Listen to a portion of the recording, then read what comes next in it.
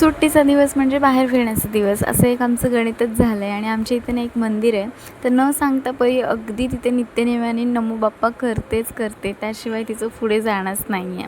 So आता आमचं इथे नमो बाप्पा करून झाला, त्याच्यानंतर आम्ही छान मस्तपैकी गार्डनला गेलो.